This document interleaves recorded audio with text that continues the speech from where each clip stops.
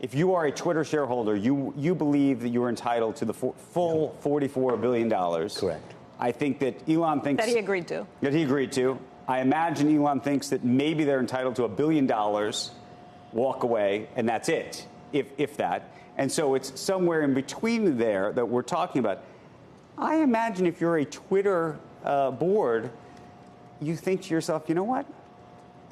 Unless you're going to get me within, $2 or $3 billion of that, why don't, let it ride? Because the chances are, I think most legal experts think that it's in Twitter's interest ultimately. There may be bad, laundry will come out during the trial, but that from a winning-losing perspective, Twitter has, in this case, the better hand, no? I think Twitter has a better legal hand with this judge in Delaware who seems to say that. So, yes. And it's got a lot of downsides. And if you're a member of the Twitter board, your first thought should be, how do I get off this board? Your second thought is, where could we settle that's not going to create the most possible shareholder lawsuits? I mean, we're sitting here. You can look up and down the street. This happens. You'll see people running out of these buildings who are lawyers filing class action suits because this is a full employment act for lawyers, whatever they do when they settle. So it's not an easy settlement to see, but it's in both. I mean, it's like a lot of things in life. It's in both sides' interest, really, to find a price where you don't go to trial and have all the depositions and discovery. But isn't this just a time value of money story? Because the truth is, I think that most of those directors on Twitter's board don't really care about the class action lawsuits. They all have D&O insurance, directors and officers insurance. They're covered. Nobody's arguing that they haven't fulfilled their fiduciary duty.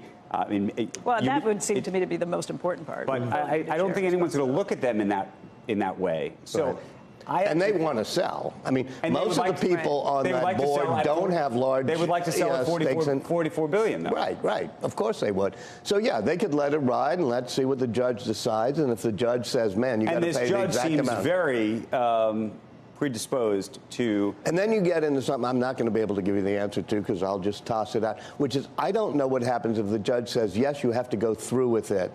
I mean, what do they do? If he doesn't want to do it. And he could make it difficult. And if he does, but I think. Is he planning on that? I think that. Personally, I think that he's always of mixed minds, as most of us are. And there are times he wakes up in the morning and thinks of all the things he could do with Twitter and how great it could be, how exciting it would be. He, as a young person, helped create PayPal, as you know.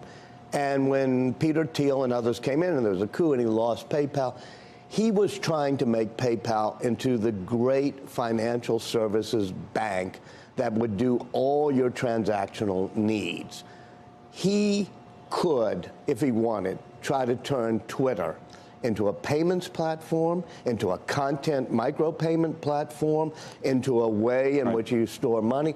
And I think he dreams of, or has good visions of what he would do to fulfill what he had thought about as a kid by taking Twitter and doing that. Walter, I bet he doesn't wake up too many mornings and think, wow, I'm really excited about being deposed again today and having these lawyers be able to drag me through all of these things. I've never seen him. I've never seen him enthusiastic or happy about upcoming depositions. And he's gone through them a lot, whether it's Solar City. These lawyers now have access to his time and control over him. That must, I just can't imagine being. He is very good. We were talking off air, but late last night he's working on Raptor engines and the exact valves he would use. Because as you've noticed, valves are a problem on rocket engines, as we've seen in the past month or two.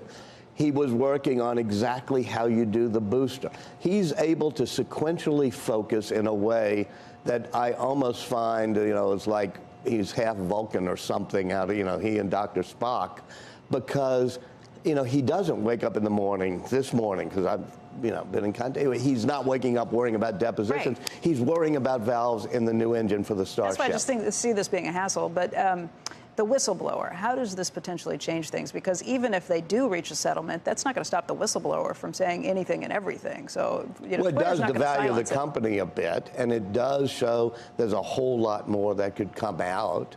So I think the whistleblower doesn't help Twitter at all, and it also doesn't help the current management of Twitter.